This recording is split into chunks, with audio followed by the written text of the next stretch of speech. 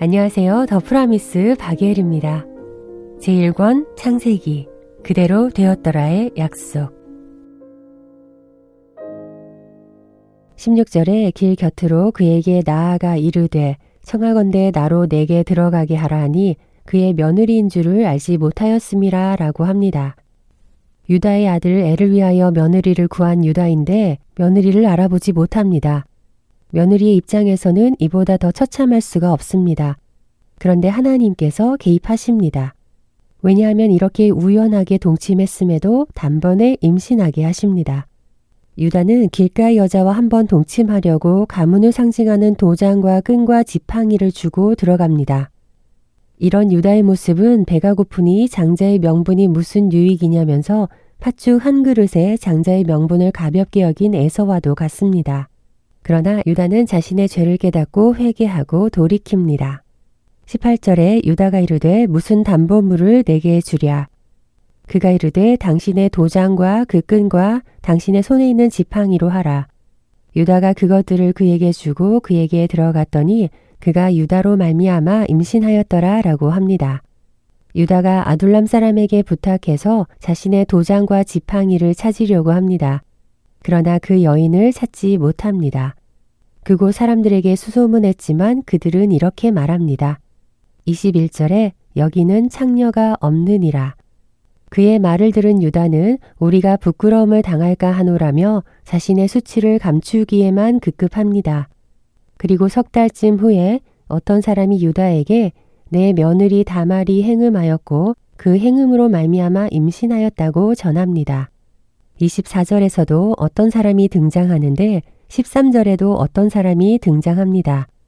창세기 32장 24절에 야곱이 어떤 사람과 씨름했다고 하는데 이처럼 사람은 실수해도 구속사의 계보를 이어가기 위해 하나님이 개입하십니다. 24절에 유다가 이르되 그를 끌어내어 불사르라 라고 합니다. 며느리의 친정이 있는 딥나에 왔어도 며느리를 찾지 않은 유다입니다. 그러니 하나님께서는 이런 방법으로까지 유다와 며느리를 만나게 하십니다. 그런데 소문만 듣고 직접 눈으로 확인도 하지 않은 채 혈기만으로 유다는 그를 끌어내어 불사르라 라고 말합니다. 자신의 음란의 죄에는 관대하고 남의 죄에는 가혹한 유다의 영적 상태가 드러납니다. 25절에 여인이 끌려 나갈 때에 사람을 보내어 시아버지에게 이르되 이 물건 임자로 말미암아 임신하였나이다. 청하건대 보소서 이 도장과 그 끈과 지팡이가 누구의 것이니까 한지라 라고 합니다. 유다가 사람을 보내어라고 합니다. 유다는 자신의 수치를 감추려고 나타나지 않았습니다. 그런데 다말은 끌려나갈 때 모든 수치가 드러났습니다. 행음하였고 행음으로 말미암아 임신한 수치가 모두 드러났습니다. 그러나 소돔성이 멸망하고 롯의 딸들이 아버지와 동침했을 때는 아버지 롯에게 술을 먹여 자신의 수치를 드러내지 않았습니다. 그러나 지금 다말의 행음은 약속 때문입니다.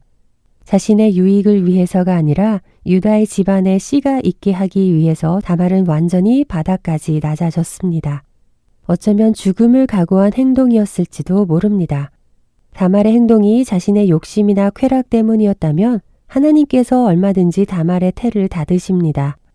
그러나 집안의 약속을 위해 처참하고도 처절하게 수치를 당하고 창녀로 낮아지기까지 순종한 다말을 예수님은 족보에 올리셨습니다.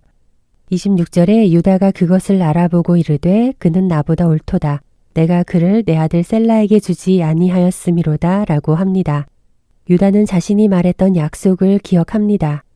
왜 며느리가 창녀가 되어 자신의 앞에 왔는지 깨달았습니다. 여기는 창녀가 없나이다 라고 했습니다. 며느리의 용기가 아니었더라도 창기가 없는 마을에서 유다는 한 여인을 창기로 만들어 버렸습니다.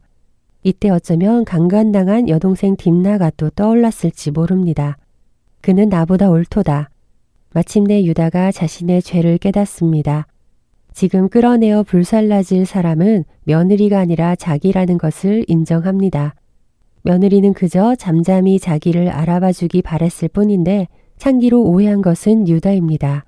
그렇게 벌가벗김을 당하고 스스로 십자가에 달립니다. 그럼에도 자신은 창기가 아니었다는 증거를 위한 담보를 구했습니다. 27절에 해산할 때에 보니 쌍태라고 합니다. 아담에게 죽은 아벨을 대신하여 셋을 주셨듯이 유다에게 죽은 엘과 오난을 대신하여 베레스와 세라 쌍둥이를 주셨습니다.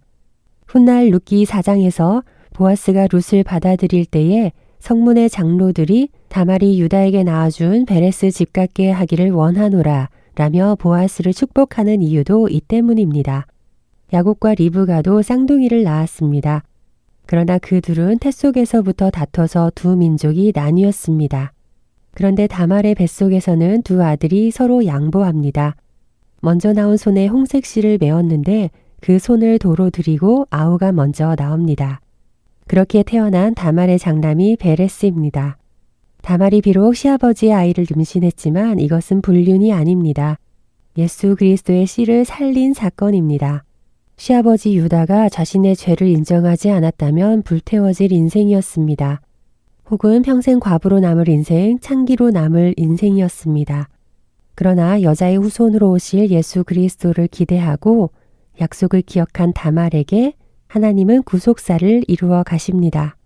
다말의 인생을 예수 그리스도의 계보에 올리기 위해 구원 사건으로 바꿔주십니다. 이것이 구속사입니다. 26절에 다시는 그를 가까이 하지 아니하였더라 라고 합니다. 며느리를 알아보지 못한 것도 모자라서 창기로 여겼던 유다이기에 자신의 죄를 인정하고 죄를 다스린 자가 되어 그 후로 모든 여자를 가까이 하지 않습니다. 죄는 이렇게 수치를 드러내고 바닥까지 내려갈 때 완전히 끊어집니다. 유다가 자기 죄를 깨닫기까지 다말이 수치를 당하는 죽어짐이 있었습니다. 그러나 이로 인해 후손을 얻게 됩니다. 유다가 요셉을 팔아버린 죄책감으로 자기 아버지와 형제들로부터 떠나 밑바닥을 경험하는 동안 노예로 팔려간 요셉은 애굽에서 오히려 높여주셨습니다. 왜냐하면 요셉은 구덩이에서 한번 죽어졌기 때문입니다. 오늘은 여기까지입니다. 감사합니다. 우리 내일 또 만나요.